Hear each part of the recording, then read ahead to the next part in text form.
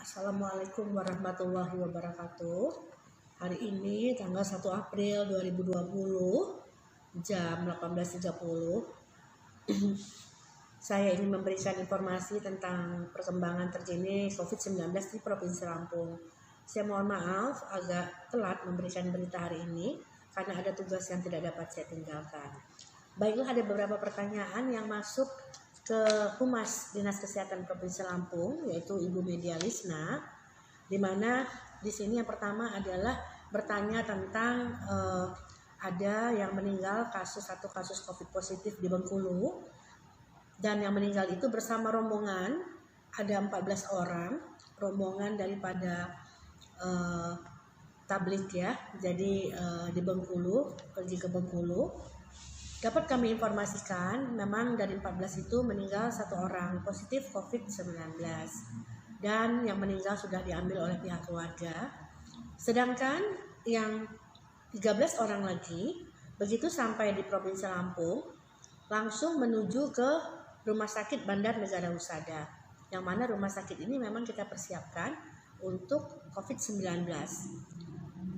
Nah, mereka karena merasa sehat, tapi ini merupakan close kontak ya, ada hubungan dekat dengan satu orang yang positif dan telah meninggal. Jadi mereka ini harus dilakukan pemeriksaan rapid test.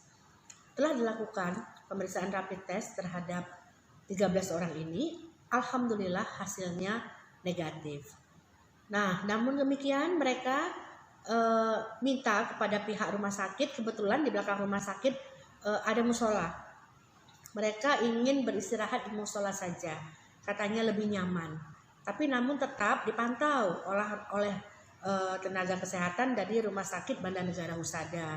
Baik dilakukan pemantauan kesehatan dan juga tetap diberikan makan tentunya untuk para yang kontak dekat ini.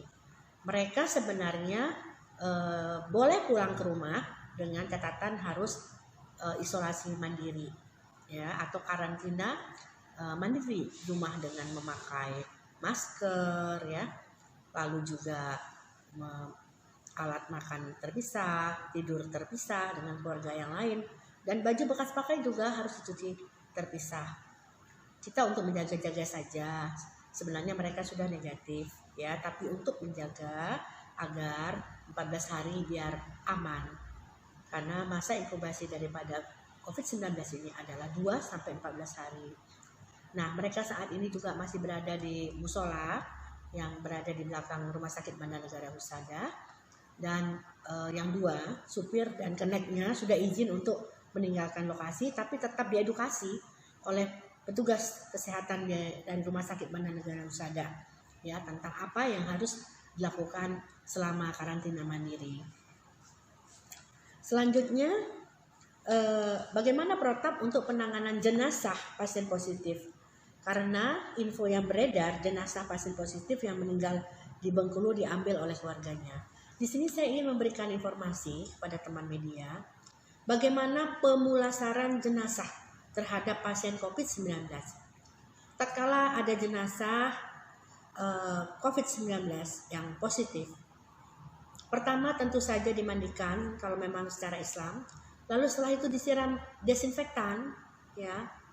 Setelah itu juga kalau mau ada bungkus dikafankan, siram lagi desinfektan. Kalau mau dikafankan lagi sampai 2 lapis, siram lagi desinfektan.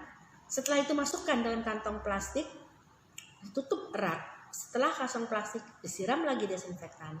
Setelah itu baru dimasukkan ke dalam peti.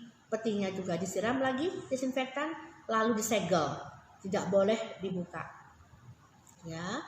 Nah, ini adalah perlakuan terhadap jenazah pasien positif COVID-19. Nah, jadi insya Allah sudah aman ya. Sebenarnya teman-teman media tidak ada protap untuk memakamkan jenazah itu dengan harus pakai APD lengkap ya, karena kita juga lagi banyak kekurangan APD. Sangat disayangkan kalau APD lengkap hanya dipakai untuk datang ke pemakaman. Memang dianjurkan kita datang hanya ke pihak keluarga, mungkin hanya 1 atau 2, selainnya adalah petugas pemakaman ya. Jadi ingin saya sampaikan kepada teman-teman media, mari kita beri sosialisasi juga, bantu kami untuk memberikan informasi kepada masyarakat bahwa perlakuan seperti apa sih yang dilakukan terhadap pasien COVID-19 ini.